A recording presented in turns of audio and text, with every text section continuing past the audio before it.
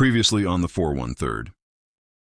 Hey yo, Chapter 16, Deep Cover 95 had the city moving crazy. Daphne Rock finally made her move on Camilla Castro, talking like she wanted in on a dirty money game.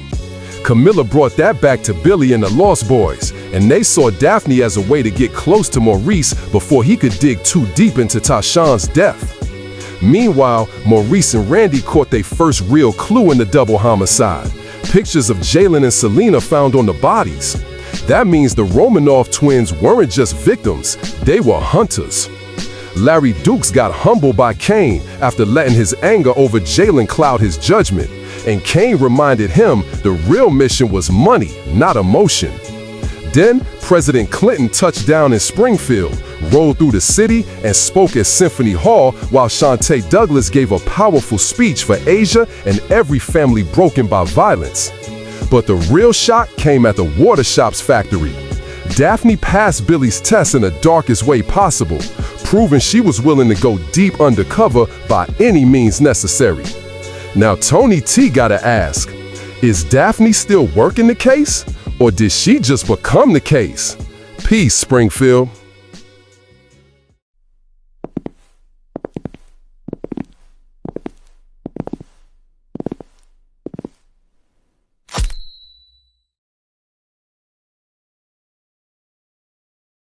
The sun is already rising in Springfield. Inside their Maple Street home, Maria Lombardi and Michael Lombardi are both in bed. Maria and Michael are talking to each other. Michael has a bright smile on his face. He gets like that every time he sees his wife. What you looking at, Tiger? The most beautiful woman in the world. I'm so blessed to have you in my life, my love. Let's get ourselves ready and have Sophia make us breakfast. Okay, my love. Maria and Michael both get into their massive shower. They wash each other up and share an embrace and a kiss in the shower. Michael and Maria get out of the shower and start getting dressed for the day. I have to meet up with Larry later. I'm bringing Tony and Vinny with me. Okay, do you trust this Larry guy? He seemed like a good kid. I think I can mold him into being a better businessman if he's gonna run these streets. Just be careful when you leave. Of course, my love. Michael calls for Sophia. Yes, Mr. Lombardi? Make us 2 omelets with Italian sausage links, home fries, and 2 mimosas. Okay, Mr. Lombardi. Sophia walks downstairs and starts making the Lombardis their breakfast. She finishes up and then rings the house bell. Michael and Maria both come downstairs and walk into the nice big dining room. Michael sits at one end and Maria sits at the other end. Michael, there are a lot of shootings and murders that have been going on here lately. I worry you'll get caught up in that mess. Don't worry, my love. I will never get caught up in that. It's all a bunch of unorganized moolies running around thinking they tough. I think I can get to Larry and change how he moves with his actions. I'll have your back with whatever it is you do, Michael. Ti amo, mia bella moglie. Ti amo anch'io. They continue eating breakfast. As they eat, we take a little ride down to the police station. Maurice Bunson and Randy Jordan are at their desks. They have been waiting for Denise Lee to come back with the lab results of the 2 men who were found dead on Hancock Street. Denise walks up to Maurice's desk. I have the results, Detective Bunson. She hands him a manila folder. On the folder, it says Hancock Street lab tests. Thank you, Denise. Maurice opens the folder. So who are they, Maurice? So it say they twins. The one with the blue Nike shirt, his name is Ivan, and his brother's name is Dimitri. Dimitri has no record, but Ivan caught a gun charge back when he was a teenager. It says he brought a 9mm to school, threatened a student, got expelled, and went to a juvenile detention center. They Russian. Their parents moved here when they were 5 years old. So it looks like they was out here running with the wolves. Yeah, but what pack were they running with? Who are these two people they were following? Let's take a ride and see what the streets tell us. All right, let's bounce. They get up from their desks, walk out the back of the department, and get into a black unmarked Chevy Impala SS and take off. So what's up? You think the streets will tell us who they was running with? These niggas always tell. They act like they respect the street code, but they bitch up and tell every time. They take a right and drive down Eastern Ave. Oh shit. Speaking of bitch-ass niggas, look who's selling weed on the block. Skinny-ass nigga thinks he's doing something. Bitch-ass nigga. They see Jordan Robinson in front of Chain's Kitchen hustling. They speed up and pull over. Randy and Maurice get out. Jordan acts like he about to run off. Boy, if you think you gon' run on me, think about if you wanna walk ever again. Park your ass right here, you skinny-ass nigga. Man, what the fuck do you niggas want? Nigga, I don't give a fuck about your little nickel and dime sales. Maurice pulls out the two pictures of Ivan and Dimitri. You ever see these two white boys around? And before you start all that lying and shit, just know I'm a brother who's done had it with you bitch-made pussy-ass niggas. So think twice before you answer, or I'll shove your fucking face in this brick wall. Yo, Bunsen, chill the fuck out, my nigga. I ain't got no problems with you, bruh. Jordan continues. I heard these two was running with Larry and Malik Dukes, the Dukes brothers. Walter Duke's nephews? Yeah, they did that shooting over on Carlisle Street. They killed my peoples, Tracy and Brian, that night. Damn, bruh. Was I right or what? Yeah, fam, you were on it. So where can we find these Dukes brothers? They in Forest Park, that's all I know. Them niggas had that whole neighborhood on lock. Alright, little nigga, you did good. Now you can get back to your one custody every 2 hours hustle. You ain't even worth paperwork, my nigga. Whatever, Detective Bunsen. Randy and Maurice get back in their car and head back to the police station. On Commonwealth Ave, Larry is on the phone with his brother Malik. I'm taking you with me to pick up our shipment. Get yourself ready and slide through. Alright, I'll be there in a few hours. Back on Maple Street, Michael, Vinny, and Tony are on the deck of the house. Michael is going over everything with them. I need you two to bag up more ounces and get more Bibles to put them in. With this system we have in place, we shouldn't have any mishaps or fuck-ups. The South End is going crazy over our shit, boss. We have the whole entertainment district buying from us. All the strippers are buying our shit like it's going out of style. We even have downtown suit and tie lawyers buying coke. It's a good thing that little war kicked off between the moolies. It kept the cops we couldn't pay off our backs. What time are we meeting, Larry? We will meet them at 3 p.m. As they talk out their plans for the meet, Jalen and Dwayne are at Bay State Pizza talking to Lexi and Charlene.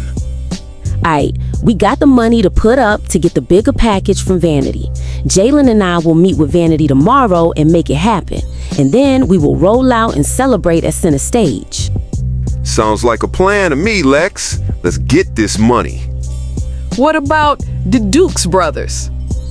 We hit them niggas so hard, they won't be able to recover fast enough to counter it. So fuck them niggas. Bet. Let's make this money then. The day goes by, and it's time for Larry and Malik to meet up with Michael, Tony, and Vinny. Tony Marino was a young kid coming up in the South End.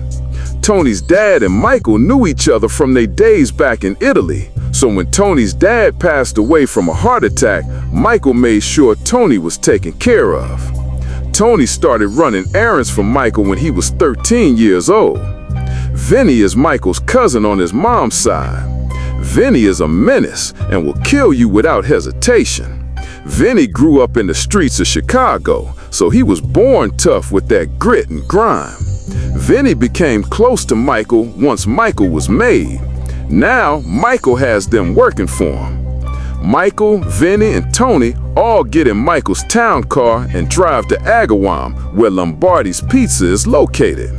Pizza making has been a family business for the Lombardis ever since they met in Italy. His mom and dad came here from Italy and continued the family business and opens up Lombardi's Pizza. They're known for their big pizza slices. On Commonwealth Ave, Larry and Malik get into Larry's Honda and head over the South End Bridge to meet Michael in Agawam. Malik and Larry drive over the South End Bridge, go around the Rotary, and drive down Route 57. They take the first exit, get on Main Street, and drive until they see Lombardi's Pizza. Larry pulls in and parks. They both get out. As they walk up to the front door, they see Michael, Vinny, and Tony sitting at a table in the restaurant eating pizza. Larry and Malik walk in. Michael stands up. Larry, my boy, it's been too many days since I'm meeting. Let me introduce you to my two soldati, Vinny and Tony. Larry shakes Tony's hand, and then he shakes Vinny's hand. This is my brother Malik. I figured since you run a family business, you should meet my family, since this all started with my uncle showing us how to get that paper. I like that. It shows me you're about family. And when it comes to family, blood is thicker than water. No doubt. Michael shakes Malik's hand, and then Malik shakes Vinny's hand, and then Tony's hand. They all sit down in their seats, except Michael. Michael goes to the back of the restaurant and grabs 2 black duffel bags. They have Larry's share of the shipment from the Greek Center.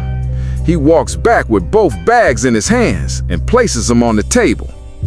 So, Larry, how you gonna slow this war down? And were those your guys who went down on Friday? Yeah, those were my 2 guys who fell that night. I'm still trying to figure out how they found out we had to drop on them. Sloppy business. We weren't sloppy. It was just an oversight, that's all. We're not trying to go back at them right now. That loss put us in a hole as far as muscle. What your team needs is more organization. Instead of standing on these corners, buy a front and funnel the money through it, and nobody'll ever know it's dirty money. I like the sound of that. I'm willing to squash this shit for now. Just point me in the right direction, and I'll take it from there. You like music, right? Yeah, we do. Open up a music store. Sell tapes, CDs, posters, and even concert tickets. You have your clientele come to the shop and buy whatever they need. The traffic will look like regular customers coming in to buy their favorite music to listen to. Larry's interests rise. I know a perfect spot for it too. It's off Sumner Ave in Forest Park. It's a small little plaza. I call it Duke's spot. I have a DJ friend of mine who can run the shop, and I can collect at the end of the day. Now you see the vision, kid. This war will bring nothing but unwanted eyes and ears to your business. As they talk business over pizza, we head over to Pearl Street to the police department. Randy and Maurice are at their desks talking about the information they received from Jordan. So, Walter Dukes left behind his dirty legacy, I see. Randy shakes his head. Who's Walter Dukes? Before you transferred here, Walter Dukes ran the drug scene in Forest Park. He eluded so many drug raids. He had cops on payroll, lawyers on retainer. He had the whole neighborhood shook until one night some young niggas who didn't give a fuck jacked him for his ride and killed his ass. Now we dealing with the new up-and-coming Dukes family tree.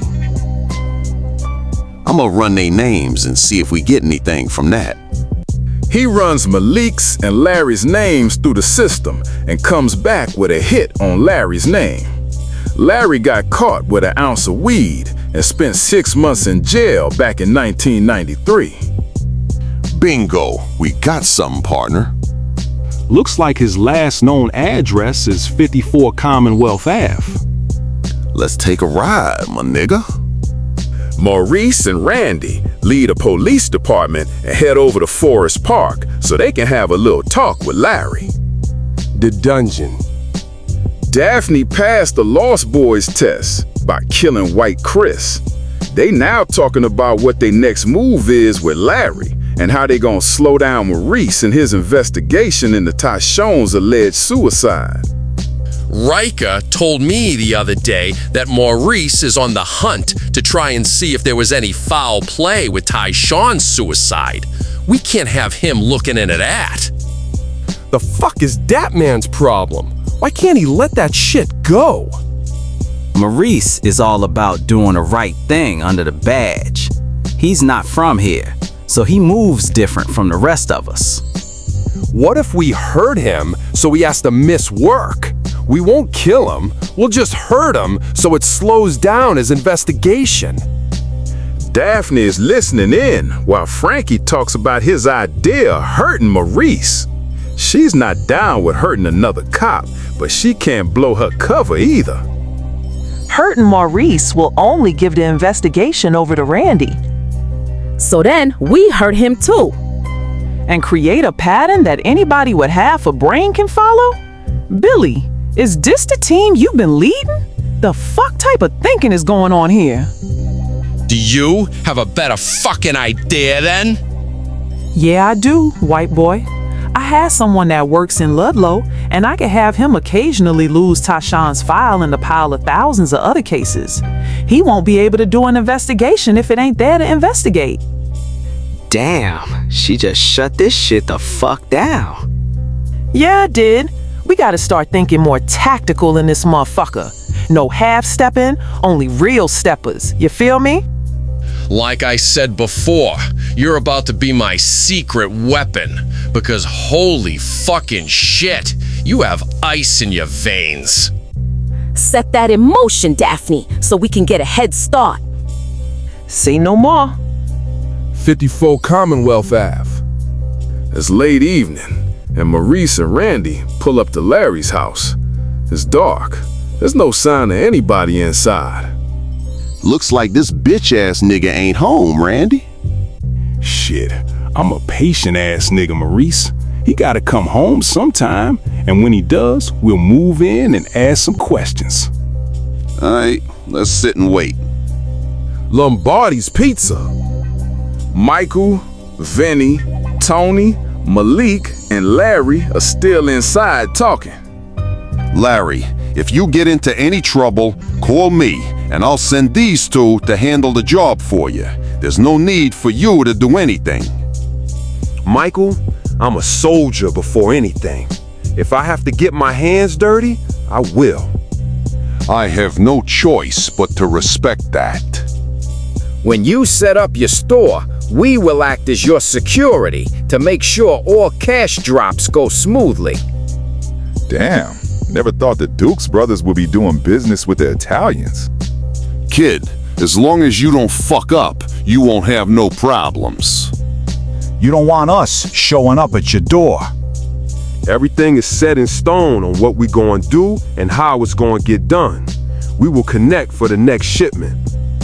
Michael, Larry, and Malik all stand up. Larry shakes Michael's hand, and they walk out and go back to Springfield. Back inside Lombardi's Pizza, Michael, Vinny, and Tony go into the back of the pizza place. There are stacks of Bibles. They start putting ounces of Coke into the Bibles and packaging them up in boxes. As they doing that, a tan Mercedes pulls in and parks. A middle-aged man gets out of the car and walks into Lombardi's Pizza. It's Joey Santinello. Joey is a made man who retired from the day-to-day of the family business, but still has a say when he needs to say anything. Joey is old school. He don't mess around with drugs and doesn't want Michael or anybody close to him having any dealings with the drug trade in the city. Joey walks in and yells out for Michael. Yo, Mikey, where you at? Michael, Vinny and Tony quickly stop packaging up the ounces and move to the stocking room to make it look like they stocking pizza boxes. Michael comes from the back of the shop. Joey, what brings you out on this late evening? Tina and Carmela wanted pizza tonight, and I wanted to talk to you. Michael yells back to Tony. Yo, Tony, start prepping for a large pepperoni pizza. Michael and Joey sit down at a table by the window. The neon "We Are Open" sign is reflecting off the table. How is everything, Mikey? It feels like it's been a while since you came by the house to visit. Me, Tina, and Carmela. What's been keeping you and Maria away? Or should I say, what's been keeping you away? Just been collecting the tax that's been owed and expanding the family business. That expansion wouldn't be dealing with drugs, would it? We don't touch that shit. Frankie the Snake Guy's Angelo got 20 years just for being associated with someone who was selling junk behind his back. I'm not going out like that. No way. Joey, I wouldn't go against your wishes. I would never put myself next to some scum-ass drug dealer. You don't have to worry, Joey. Good, because if I ever were to find out anybody in this family is selling that shit, it'll be the last day they see the sun. I understand, Joey. Tony comes from the kitchen with a large pizza box with hot pepperoni pizza for Joey. Joey grabs the box and leaves the store. That was close, boss. I think we handled that well. Joey doesn't move as fast as he used to, so if we stay ahead of him, he won't catch on to what we're doing here. We just really have to be careful while we do this. Sure thing, Michael. Okay, well, I'm heading back home. You two finish up in here and close up the shop, and make sure you set the alarm. We will see you tomorrow with the deposit. Michael gets into his car and goes home. He walks inside his home. Maria is at the top of the steps, looking down at Michael. I'm so glad you're home. I was worried about you. I'm sorry, my love. I was handling business with Larry. I think I can talk some sense into that kid so he moves a lot quieter. Oh yeah, honey? The meat went that good? Yes, it did. I think if Larry moves the way I'll show him to move, it will cool this war all the way down to a standstill. That would be better for everyone involved in this. I just don't want to lose my husband. I love you so much. Maria walks down the steps to the first floor where Michael is standing. I love you too. We just have to be very careful with this. Joey came by the shop as we were packaging product, and he laid it out that he don't want anybody dealing with drugs. He said that specifically, honey? Yes, he did. But I reassured him I wasn't dealing with any of that shit, and he left it alone. Do you think he knows something? Maybe he was testing you. Maybe, but either way, he will never know shit about any of this that we are doing. If he finds out and tells the big bosses in New York, we are dead, honey. Michael pauses and then continues. We just have to be on our A game, and we'll be fine. I hope so, honey. I really hope so. Michael and Maria hug and kiss. They walk upstairs and get ready for bed. They lay down in bed. Michael turns off the lights. Michael lays down with both arms behind his back, eyes open, thinking about everything that's about to happen in the future. As Michael and Maria settle in for the rest of the night, Larry and Malik pull up to Larry's house.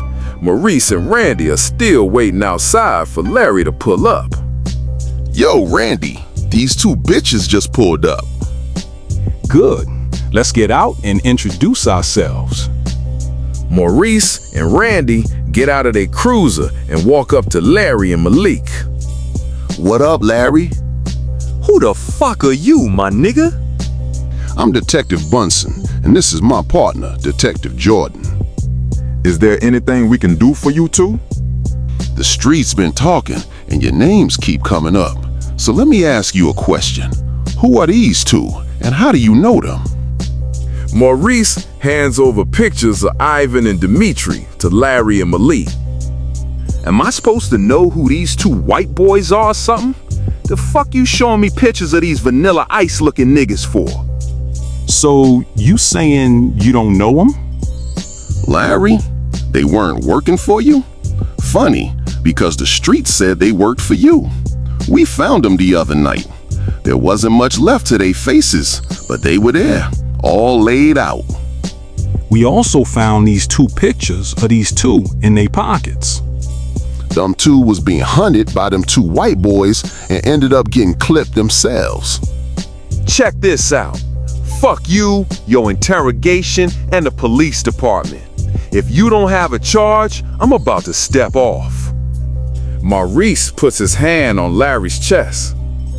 Nah, you check this out, you bitch-ass nigga.